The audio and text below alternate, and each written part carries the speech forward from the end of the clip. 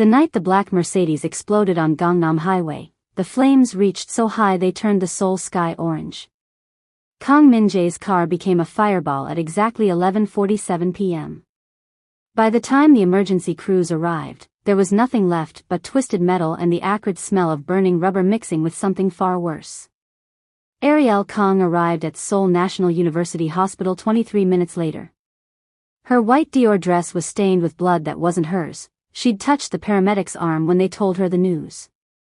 Her hands trembled as nurses guided her through corridors that smelled of antiseptic and death. The doctor's face already carried the weight of bad news. "Mrs. Kang," Dr. Han whispered, his voice breaking. "I'm so sorry." Min-Jae lay motionless on the bed, pale as the sheets beneath him. Machines stood silent. No beeping. No mechanical breathing. Just terrible, absolute stillness.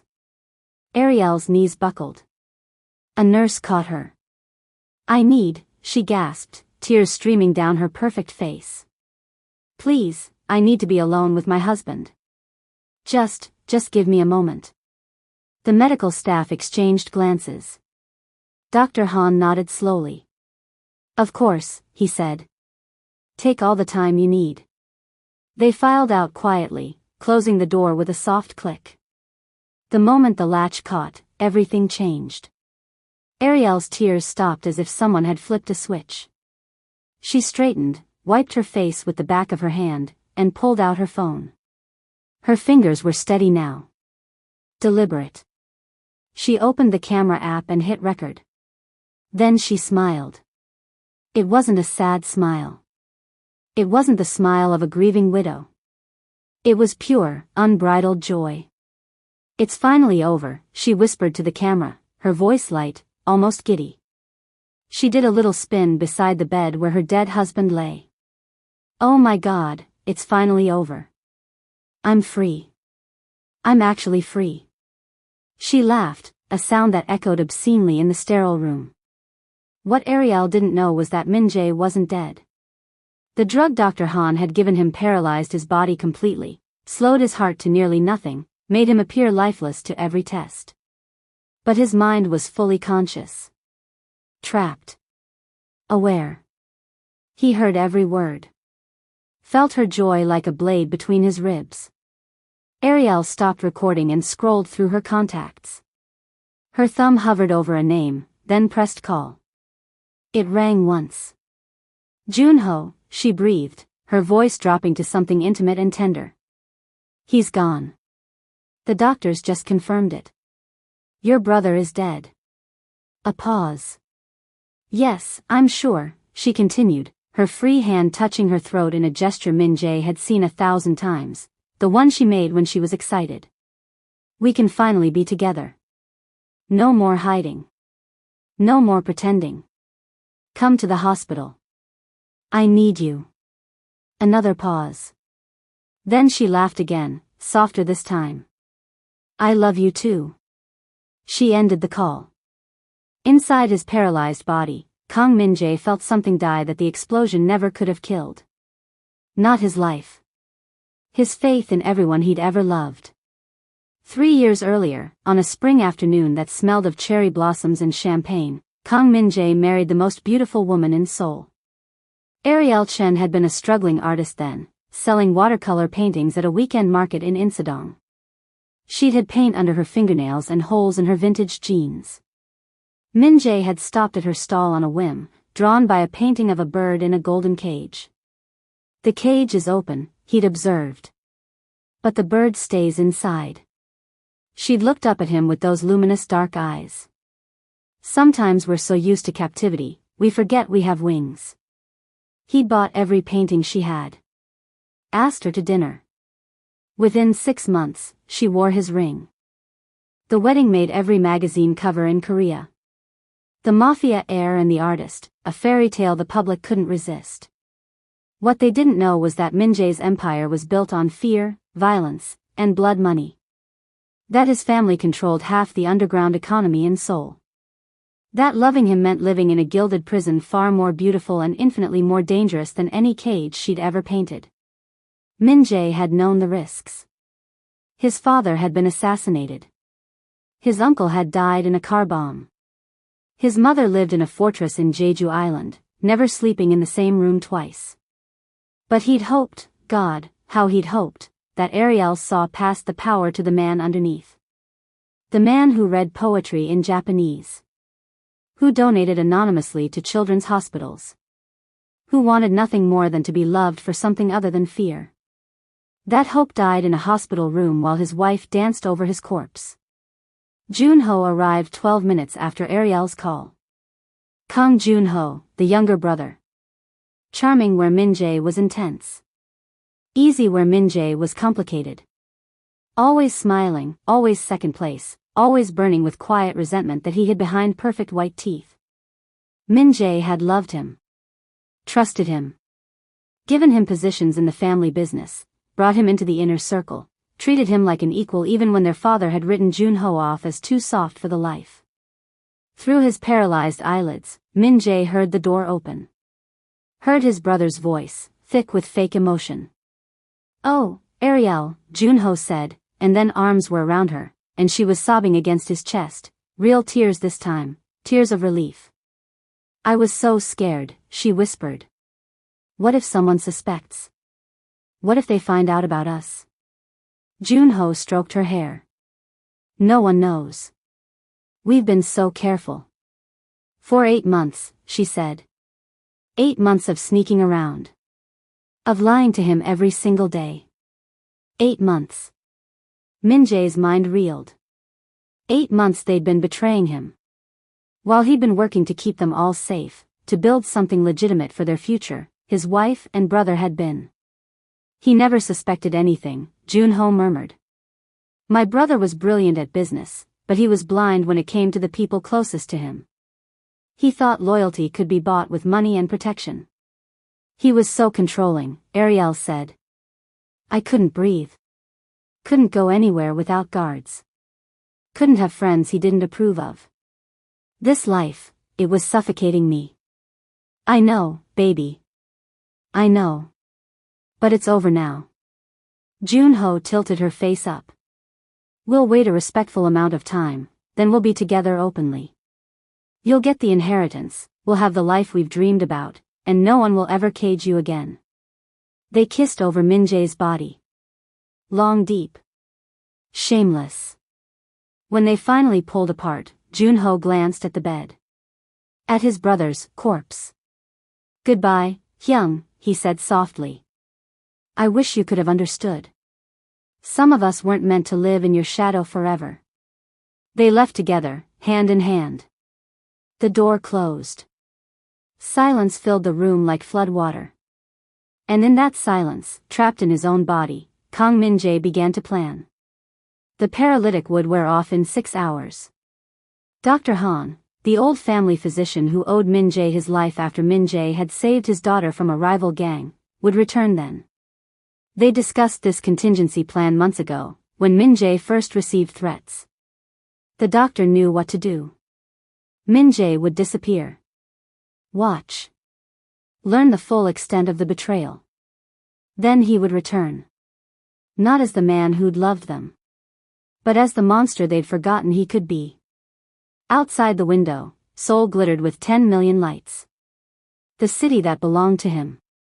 The empire he'd built with blood and brilliance. They thought he was dead. They had no idea what they'd awakened.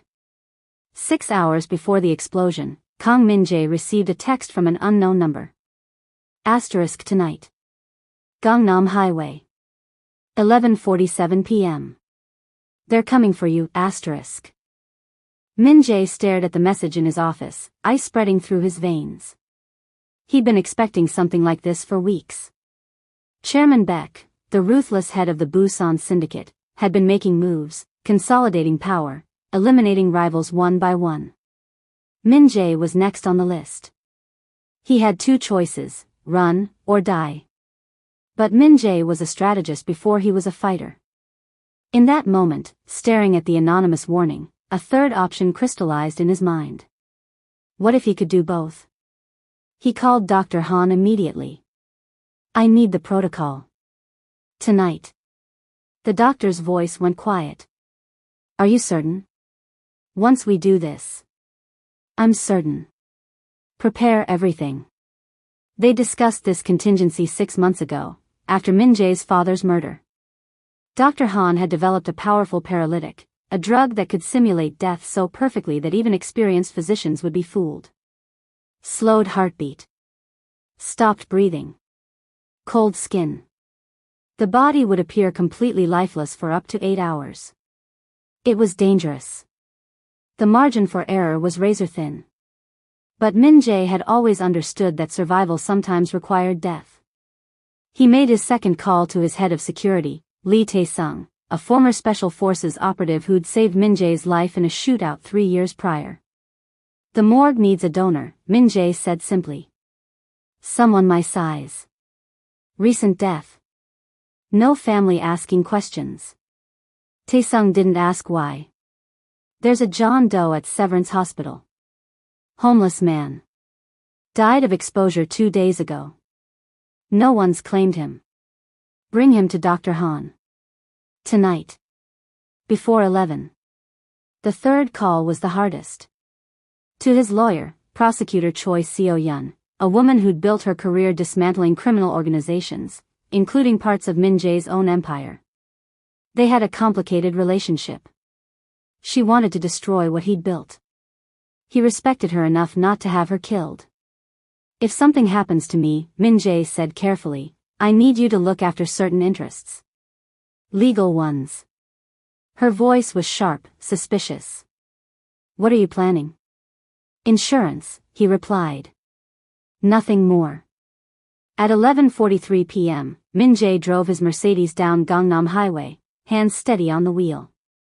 In the passenger seat was the body of the homeless man, dressed in Min-Jae's clothes, wearing Min-Jae's watch. At 11:45 p.m., Min-Jae pulled over at the prearranged location. A surgeon injected himself with Dr. Han's paralytic, feeling the drug burn through his system like ice water. At 11:46 p.m., Tae-sung placed the remote detonator under the seat and moved Min-Jae, already feeling the paralysis creeping through his limbs, into the second car. At 11:47 p.m., the Mercedes exploded in a fireball that could be seen from 3 kilometers away. Min-Jae watched through darkening vision as his car became an inferno. As his carefully constructed death became real to everyone watching. Then the paralytic took full effect, and the world went black. He woke to voices. Dr. Han's voice, professional and grief-stricken, speaking to someone in the hallway. The injuries were too severe. We did everything we could. Then Ariel's voice, breaking with sobs. Please, let me see him. Let me say goodbye. Min-Jae lay on the hospital bed, unable to move, unable to breathe deeply enough to register on monitors. Dr. Han had positioned him perfectly, a corpse in every measurable way. The door opened. Ariel entered, and Min-Jae heard every footstep, every shaky breath. What he didn't expect was what happened next. When the medical staff left, Ariel's crying stopped. She pulled out her phone. Started recording. Danced. It's finally over. I'm free. Each word was a blade. Then the call to Junho. The confession of their affair. The relief in her voice. But the worst part came when Junho arrived and they thought they were completely alone. I was worried the tea wasn't working anymore, Ariel whispered against Junho's chest. The last few weeks, I'd been putting the sedative in his evening chamomile. He kept complaining he felt tired, sluggish. I thought maybe he was catching on. Min-Jae's paralyzed mind reeled. The exhaustion. The difficulty concentrating during meetings. The strange heaviness in his limbs every morning. He'd thought he was working too hard, sleeping poorly, stressed. She'd been poisoning him. Weakening him. Making him vulnerable. You were brilliant, Junho murmured, kissing her hair. Making him easier to kill. When Chairman Beck's men came for him tonight, he didn't stand a chance. The words hit like a physical blow. Chairman Beck. Junho knew about the hit. Which meant. How much did you tell them? Ariel asked. Everything. His route. His schedule. Where his security would be weakest. Jun-ho smiled against her lips. Chairman Beck paid me $5 million for the information. We'll have everything now, Ariel. His money, his empire, and no one to stop us. They'd orchestrated his murder together. His wife. His brother. His enemies. All conspiring to end him. In his paralyzed body, Kang Min-Jae felt something fundamental shift. The man who'd walked into that hospital was dead. What remained was something colder. Sharper. Something that would make them all wish the explosion had actually killed him. The funeral took place on a Thursday afternoon under gray skies that threatened rain but never delivered. Half of Seoul's elite attended. Politicians whose campaigns Min-Jae had funded. Business owners who'd paid him protection money. Celebrities who'd partied at his clubs.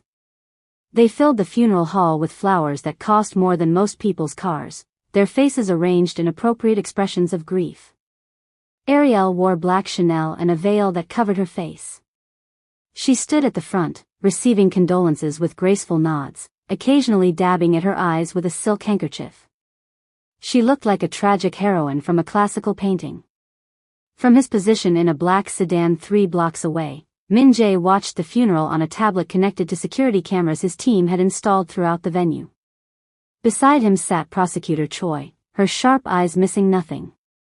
She's good, Choi observed. If I didn't know better, I'd believe she was genuinely grieving.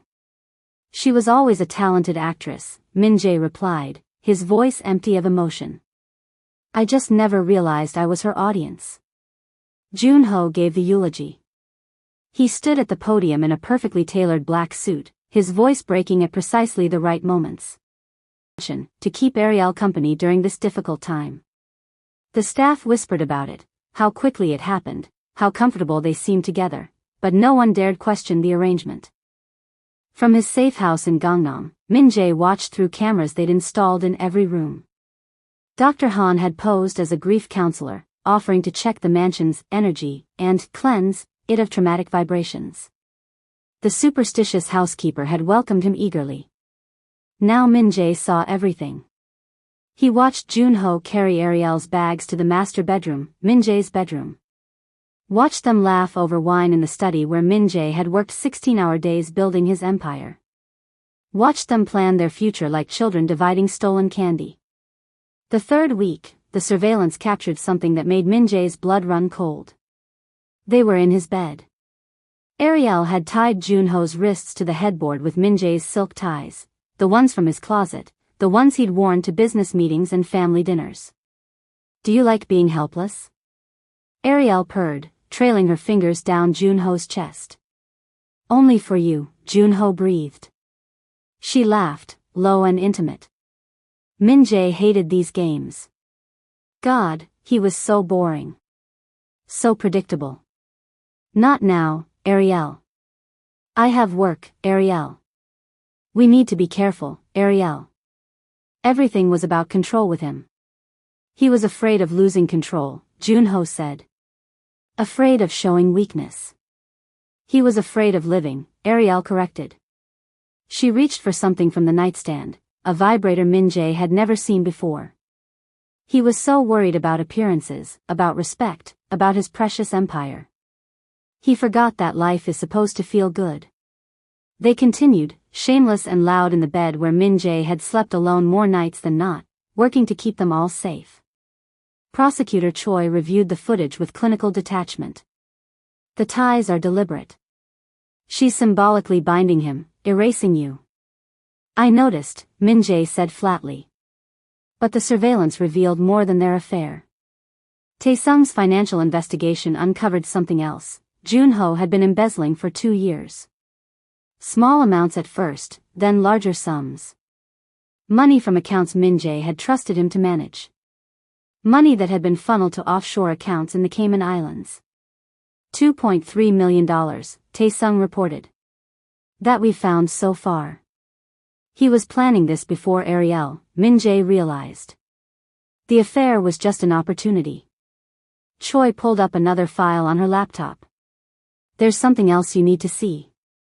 Chairman Beck's organization has been making moves, buying up properties adjacent to your territories, recruiting your mid-level operators, offering better terms.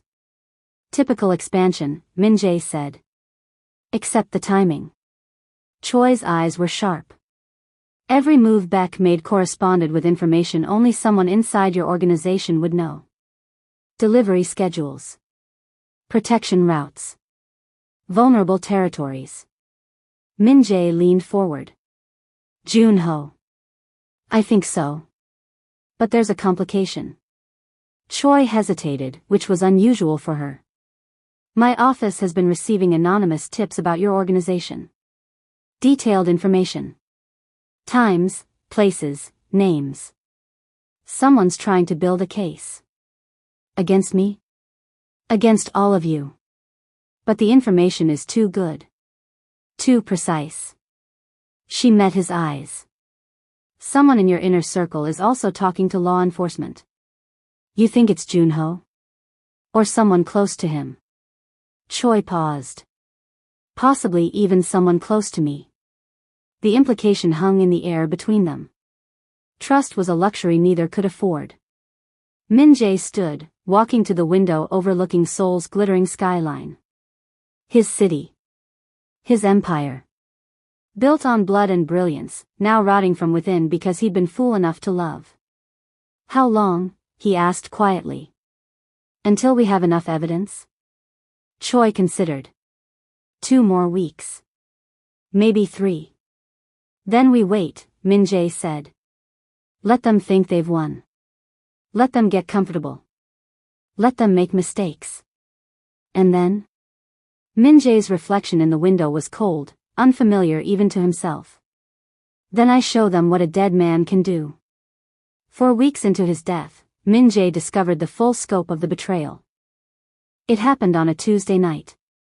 Tae-sung had planted a tracking device in Junho's car 3 days earlier, and the signal led them to an abandoned warehouse in Incheon, the kind of place where bodies disappeared and questions died unanswered. Min-Jae watched from across the street through high-powered binoculars as Junho arrived in a silver Audi. 2 minutes later, a black SUV pulled up. 3 men emerged, but Min-Jae only needed to see one. Kim Sang-ok. Chairman Beck's right hand. A man known for 2 things, his loyalty to Beck and his creative approach to murder. Record everything, Min-Jae told Tae-sung, who had a parabolic microphone aimed at the warehouse's broken windows. Handle her. Once the money's secured, she'll have an accident. Tragic widow, couldn't handle the grief, too many sleeping pills. Very sad. Junho's tone was matter-of-fact, discussing murder like a minor inconvenience. Chairman Beck gets 70% of the Kong operations as agreed. I keep 30% in Seoul. Everyone wins. Except your brother. My brother was a dinosaur. He thought loyalty and honor still mattered in this business. He was too busy playing king to notice the throne was rotting underneath him. In the surveillance van, Min-Jae felt something crack inside his chest. This wasn't opportunistic betrayal. This was calculated patricide, planned over years. How long have you been working with Beck? Min-Jae asked Choi, though he already knew the answer would destroy him. Choi pulled up files on her laptop. I've been tracking communications between Junho and Beck's organization for 3 years. Junho's been feeding them information since before your father died. 3 years. Before Min-Jae had married Ariel. Before he'd trusted Junho with the Seoul operations. His brother had been a traitor since the beginning. There's more, Choi said quietly. She pulled up surveillance footage from the mansion, time-stamped 2 days earlier. The video showed Ariel in Min-Jae's study, going through his desk drawers. She found a hidden compartment behind a false panel. Min-Jae had forgotten it was even there. Inside were letters. Dozens of them. Letters Min-Jae had written to Ariel over 3 years but never had the courage to give her. Ariel sat in his chair and began reading. The camera caught her expression changing. The confident smirk faded. Her hands started trembling. Min-Jae knew what those letters said. He'd poured his heart into them during sleepless nights, writing things he could never say aloud. His fear that she'd married him for security, not love. His desperate wish that she'd see past the violence to the man underneath. His dreams of leaving the life, starting over somewhere clean. I know I've built a cage around us, one letter read. Asterisk, but I don't know how to keep you safe any other way. Every day I wake up terrified that loving me will be what kills you, asterisk. Ariel read letter after letter, tears streaming down her face. She's crying, Tae-sung observed. Real tears this time. For a moment, one terrible, hopeful moment, Min-Jae thought maybe something remained. Some small part of the woman he'd loved. Then Junho entered the study. What are you reading? He asked. Ariel looked up, her face blotchy from crying. Letters. He wrote me letters. He was afraid. He was lonely. Her voice broke. He actually loved me. Junho's expression hardened. He controlled you. No, I think maybe I didn't understand. Ariel. Junho's voice turned sharp. He took the letters from her hands. He's dead. Whatever he felt doesn't matter anymore. We have a future. Don't ruin it with guilt over the past. He walked to the fireplace and threw the letters in. They caught immediately, curling into ash. Ariel watched them burn, her face unreadable. Then she wiped her eyes, stood up, and wrapped her arms around Junho's waist. You're right, she whispered. The past is dead. Just like him. They kissed, and the letters became smoke. Min-Jae turned away from the screen. His hands were shaking, the first time since his death that he'd lost control. She had a moment of conscience, Choi said carefully. That counts for something. She chose him anyway, Min-Jae replied. That counts for more. Choi closed her laptop and turned to face him fully. There's something else you need to know. Something I haven't told you. The seriousness in her tone made Min-Jae focus. What? I'm not just a prosecutor investigating your organization. I'm undercover. Have been for 2 years. The organized crime unit sent me in to infiltrate Beck's network. She paused. Your death wasn't supposed to happen. When you came to me that night, talking about insurance, I knew something was wrong. I've been trying to keep you alive because you're the key to bringing down Beck's entire operation. You're using me, Min-Jae said flatly. I'm offering you a choice. Help me destroy Beck, testify, provide evidence, burn his empire to the ground, and I'll make sure Junho and everyone involved goes to prison for life. Or pursue personal revenge and lose the chance to end this permanently. Min-Jae stared at her. And Ariel? She's guilty of conspiracy, adultery, and poisoning. But compared to Beck and Junho? She's small time. Choi's eyes were hard. Sometimes justice means letting the small fish swim while you catch the shark. Outside, Seoul glittered with indifferent beauty. Somewhere in that city, his wife slept in his bed with his brother. Somewhere, Chairman Beck planned his next move. Somewhere, an empire built on blood waited for its king to return. Min-Jae had a choice, revenge or justice. He chose both. Everything unraveled on a Friday morning when Ariel tried to access Min-Jae's main account to transfer money for new furniture. Access denied. She tried again. Same result. She called the bank. There must be a mistake. I'm Kang Min-Jae's widow. I should have full access. I'm sorry, Mrs. Kang, but the account has been frozen pending investigation into irregular activity. The banker's voice was professionally apologetic. We forwarded the matter to our fraud department. Ariel's stomach dropped. What irregular activity? I'm not at liberty to discuss details. You'll need to speak with our legal team. She hung up and immediately tried 3 other accounts. All frozen. All under investigation. Junho found her in the study, staring at her laptop screen with growing panic. What's wrong? He asked, but his tone was off. Less concerned, more calculating. The accounts. I can't access them. Everything's frozen. She looked up at him, searching his face. Did you know about this? How would I know?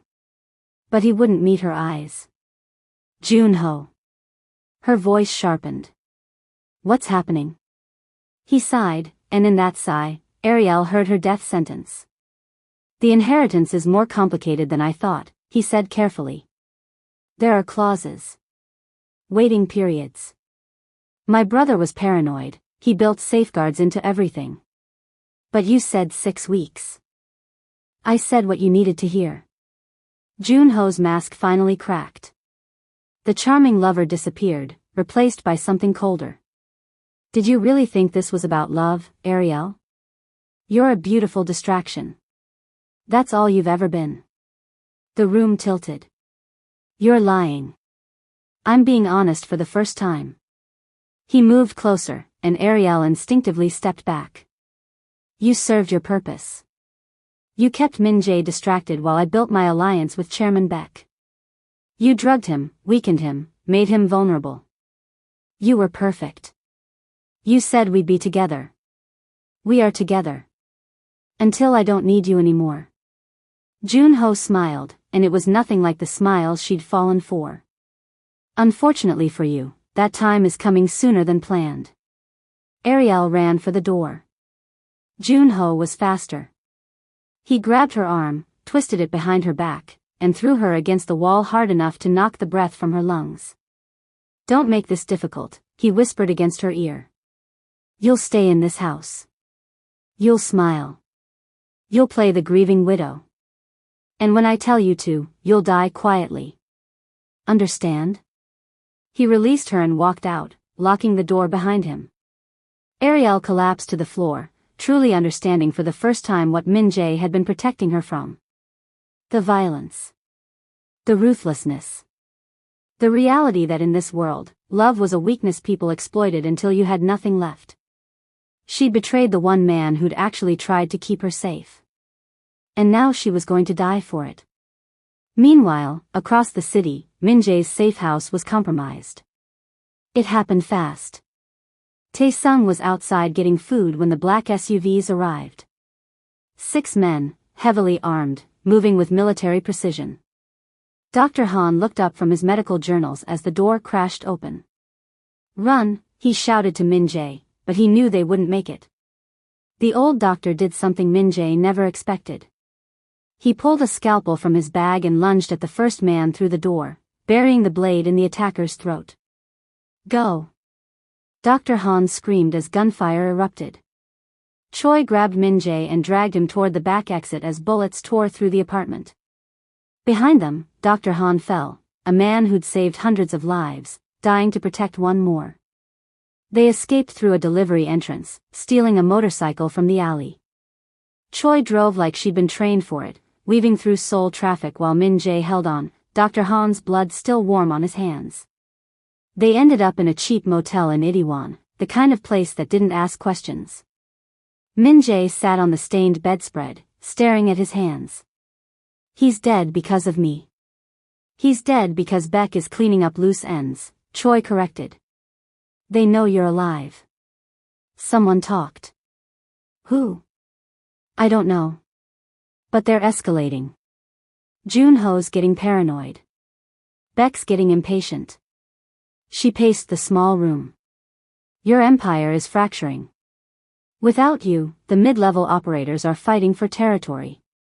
3 shootings this week. 2 bodies found in the Han River. It's chaos. Min-Jae's phone, a burner, vibrated. Unknown number. He answered. Yes? Mr. Kang. It was the mansion's housekeeper, Mrs. Park, her voice trembling. I know I'm not supposed to contact you, but it's Mrs. Kang. She's locked in the study. Mr. Junho told the staff she's having a breakdown, that we should stay away, but I heard things. Breaking glass. Crying. Sir, I think she's in danger. Min-Jae closed his eyes. Ariel. Betrayer. Victim. Fool. What do I do? Mrs. Park whispered. Choi was watching him, her expression unreadable. They both knew what this meant. Saving Ariel meant revealing himself before they were ready. Meant giving up the element of surprise. Letting her die meant one less complication.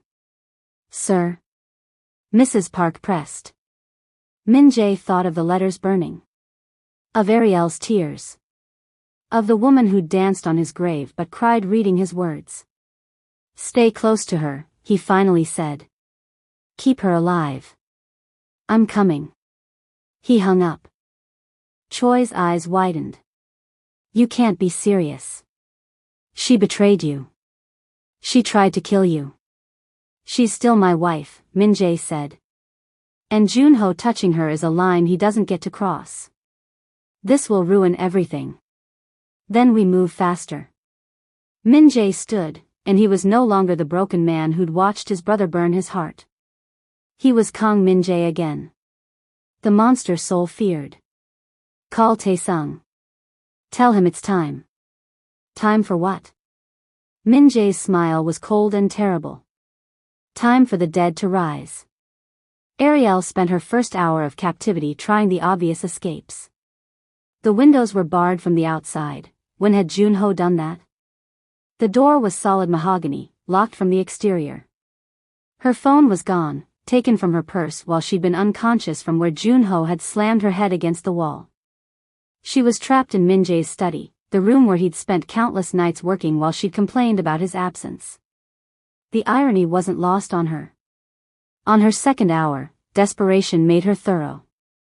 She searched every drawer, every shelf, looking for anything useful.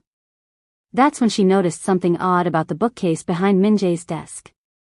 One book, a leather-bound edition of The Art of War, sat slightly crooked. She pulled it. The entire bookcase swung inward with a soft click. Behind it was a steel door with a keypad. Ariel's hands trembled as she tried to think. What code would Min-Jae use? Their wedding anniversary? No, too obvious, too sentimental for a man like him. Then she remembered. The night they'd met, she'd been selling paintings at stall number 1-0-4-7. He joked about it being a lucky number. She entered, 1-0-4-7. The door opened. Inside was a panic room Min-Jae had never mentioned. The walls were lined with monitors showing security feeds from throughout the mansion and the city. A gun safe stood in the corner.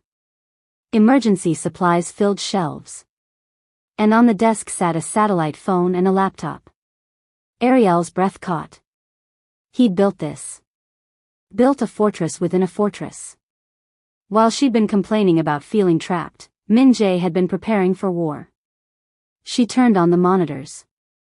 Most showed empty rooms, but one feed made her blood freeze. It was footage from a warehouse. Junho meeting with a man she recognized from news reports, Kim Sang-ok, Chairman Baek's notorious enforcer. She clicked on the file.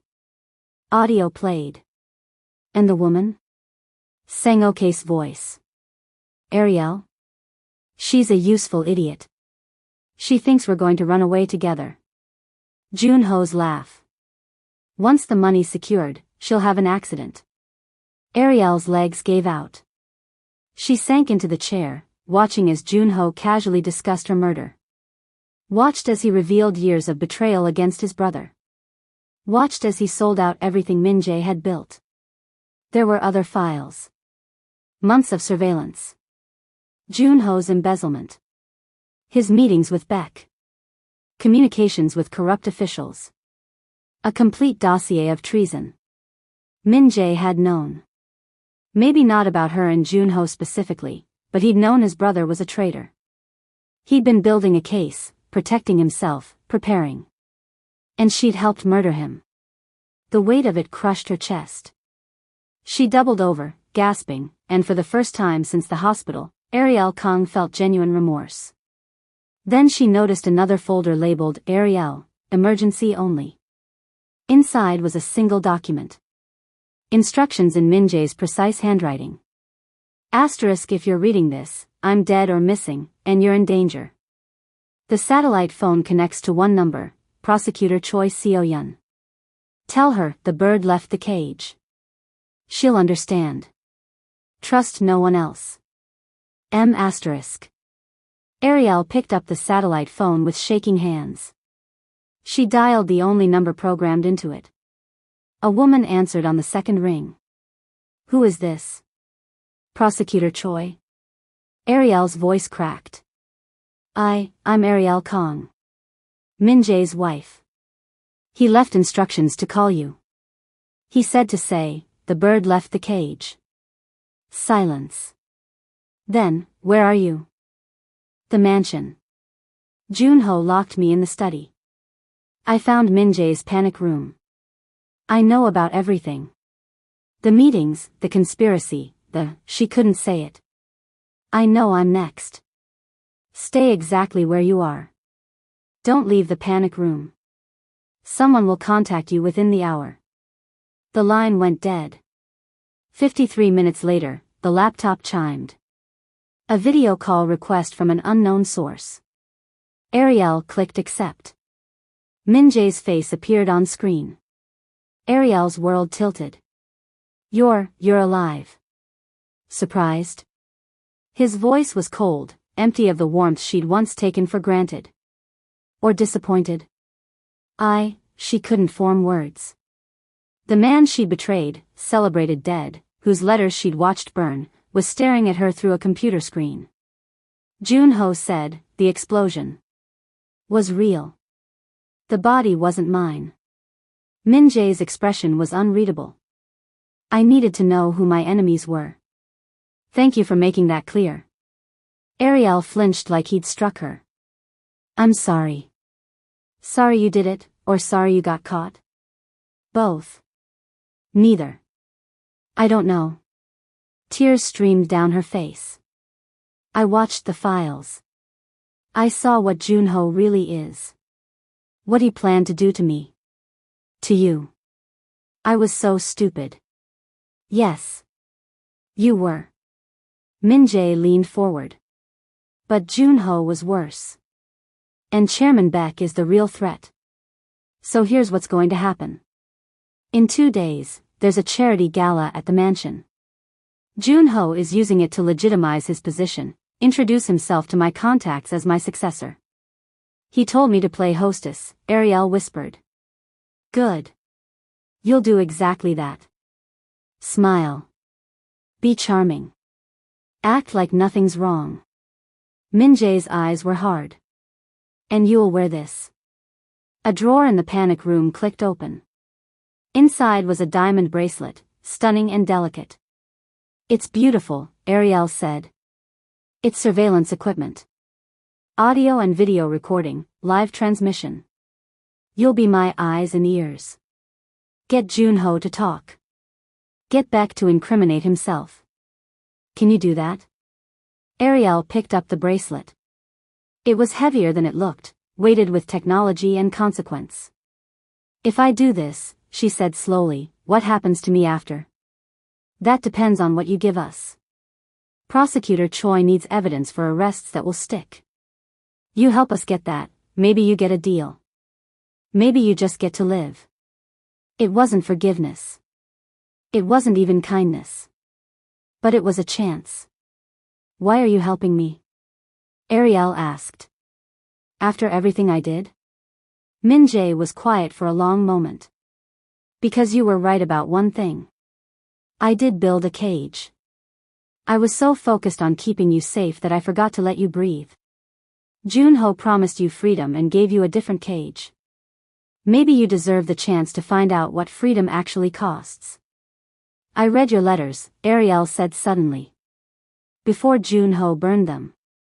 You were afraid. Lonely. You. The past is dead, Min-Jae interrupted, echoing her own words from the study. Let's focus on keeping you alive for the future. 2 days, Ariel. Play your part. Then this ends. The screen went dark. Ariel sat alone in the panic room, clutching a bracelet that weighed like chains, and realized she'd spent 3 years married to a man she'd never actually known. Now she'd spend 2 days helping him destroy the man she'd thought she loved. Outside the panic room, Seoul prepared for a gala. Inside, a trophy wife became something more dangerous. A witness with nothing left to lose. The Kang mansion had never looked more beautiful. Crystal chandeliers cast prismatic light across marble floors. White orchids imported from Thailand perfumed the air. A string quartet played Vivaldi in the corner. 300 of Seoul's most powerful people mingled in designer clothes, drinking champagne that cost more per bottle than most people earned in a month. Junho stood at the center of it all, resplendent in a tailored Tom Ford tuxedo, accepting condolences and congratulations in equal measure. "Your brother would be proud," a politician murmured, shaking his hand. "I'm just trying to honor his legacy," Junho replied with practiced humility. Across the room, Ariel played her part perfectly. Black Valentino gown, hair swept up, the diamond bracelet catching light as she moved through the crowd. She laughed at appropriate moments. Touched arms in sympathy. Played the brave widow supporting her brother-in-law through shared grief. The bracelet recorded everything. Chairman Beck arrived at 9:30, flanked by bodyguards. He was a small man with a face like weathered stone, but everyone in the room felt his presence. Conversations quieted. People moved aside. Junho greeted him warmly, too warmly for someone who should have been an enemy of the family. "Chairman Beck, thank you for coming during this difficult time." "Your brother and I had our differences," Beck said, his voice carrying across the suddenly silent room. "But I respect strength. And you've shown remarkable strength in taking over his operations so smoothly." It was a public acknowledgement. A transfer of power witnessed by 300 people. Junho's smile widened. "I believe in cooperation over conflict. The old ways, territorial disputes, endless wars, they're inefficient. Together, we can build something better." "Together," Beck agreed, raising his champagne. The room applauded politely, not understanding they were witnessing the consolidation of Seoul's underworld under new management. Ariel approached, playing her role. "Chairman Beck, may I steal Junho for a moment? There's someone he needs to meet." "Of course." Beck's eyes tracked her like a predator watching prey. "Such a lovely widow. Your brother had excellent taste." She led Junho toward the study, away from the crowd. The bracelet's transmission was perfect. In a van 3 blocks away, Min-Jae watched and listened to everything. "You're doing well," Junho murmured as they walked. "I was worried you might cause problems." "I learned my lesson," Ariel replied softly. "About knowing my place." He squeezed her hand, the gesture possessive. "After tonight, once Beck and I formalize our agreement, things will be different. Better. You'll see." They reached the study. Ariel opened the door. Inside stood Kang Min-Jae. Alive. Real. Terrifying. Junho froze. The color drained from his face. "No. You're dead. I saw. You saw what I wanted you to see." Min-Jae stepped forward, and behind him came Tae-sung and 6 security personnel. "Hello, brother." Junho lunged backward, reaching for the gun he'd hidden in his jacket. Tae-sung was faster, twisting his arm until bones cracked and the weapon clattered to the floor. "The party's just starting," Min-Jae said calmly. "Let's not keep our guests waiting." They dragged Junho back to the ballroom. The quartet stopped playing. Conversations died mid-sentence. 300 people watched as a dead man walked into his own memorial gala. The gasps were audible. A woman screamed. Someone dropped their champagne. Chairman Beck's face remained perfectly composed, but his hand moved toward his jacket. "I wouldn't," said Prosecutor Choi, emerging from the kitchen entrance with 20 armed police officers. "Chairman Beck, you're under arrest for conspiracy to commit murder, racketeering, and about 15 other charges I'm delighted to enumerate." Chaos erupted. Beck's bodyguards reached for weapons. Police responded. Guests scattered, screaming. But Min-Jae had planned for this. His security team moved with precision, disarming Baek's men before shots could be fired. Within 90 seconds, Chairman Baek was in handcuffs, his empire crumbling in real time. "You can't do this," Baek snarled. "I have judges. Politicians. I have." "Nothing," Choi interrupted. "We have 18 months of surveillance. Recorded conversations. Financial records. And now, live footage from tonight where you publicly acknowledged your alliance with Junho to take over the Kang organization." She gestured to the ballroom's screens, which flickered to life. The footage played for everyone to see. The hospital room. Ariel dancing. Junho arriving. Their passionate embrace over Min-Jae's body. "It's finally over. I'm free." Gasps rippled through the crowd. Ariel closed her eyes, face burning with shame. Then came the warehouse footage. Junho and Kim Sang-ok discussing the assassination. The embezzlement. The plan to kill Ariel. "She's a useful idiot, she'll have an accident." The ballroom erupted in shocked murmurs. Junho struggled against Tae-sung's grip. "This is manipulation," he shouted. "My brother faked his death to frame me. He's the criminal.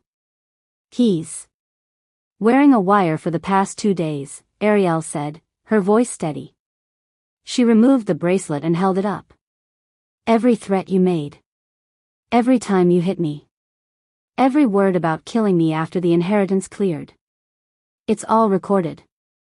She looked at Min-Jae, and something passed between them. Not love. Not anymore. But understanding. "You wanted me to be your puppet," she said to Junho. "Instead, I became his witness." Junho's face twisted with rage. He broke free from Tae-sung with desperate strength and lunged at Min-Jae, hands reaching for his throat. Min-Jae didn't move. Tae-sung brought Junho down with brutal efficiency, slamming him face first into the marble floor. Blood pooled from his broken nose. "Kang Junho," Choi said formally, "you're under arrest for attempted murder, conspiracy, embezzlement, and treason against your own family." As police hauled both men away, Choi approached Min-Jae. "There's more," she said quietly. "The investigation found evidence that Baek ordered hits on 6 other syndicate leaders over the past year. Your death triggered arrests across 3 cities. By morning, the entire network collapses." Min-Jae nodded slowly. His empire, the one his father built, the one he'd maintained through blood, was ending tonight. Not with a bang, but with handcuffs and evidence. He looked at Ariel, who stood alone in the center of the emptying ballroom, still beautiful, still broken. "What happens to her?" he asked. "She cooperates, she gets immunity. Testifies against Junho, starts over." Choi paused. "She's not innocent, but she's not guilty enough to destroy over this." "Good," Min-Jae said. Then he walked away from his wife, his empire, and the life that had tried to kill him.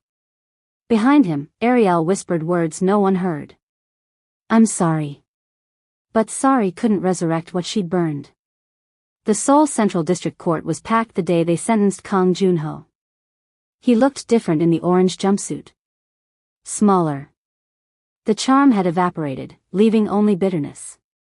When the judge read the verdict, 25 years for conspiracy to commit murder, embezzlement, and racketeering, Junho's face remained blank. Chairman Baek received life without parole. He smiled when they said it, as if he'd expected nothing less.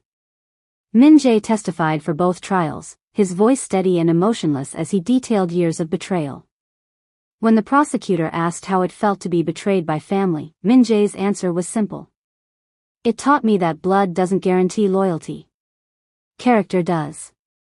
After the sentencing, Min-Jae walked out of the courthouse and never looked back. He spent the next 3 months systematically dismantling his criminal empire. The protection rackets were dissolved. The illegal gambling operations shut down. The drug routes severed. He kept only the legitimate businesses, restaurants, real estate, tech investments that had always been clean. Tae-sung stayed with him through it all, transitioning from head of security to chief operating officer. Prosecutor Choi, no longer undercover, helped navigate the legal complexities of going legitimate. "You're actually doing it," she said one evening over coffee, reviewing documents. "Walking away from billions." "Keeping billions," Min-Jae corrected. "Just earning them legally now. My father built an empire on fear. I'd rather build something that lasts." The divorce papers arrived on a Tuesday.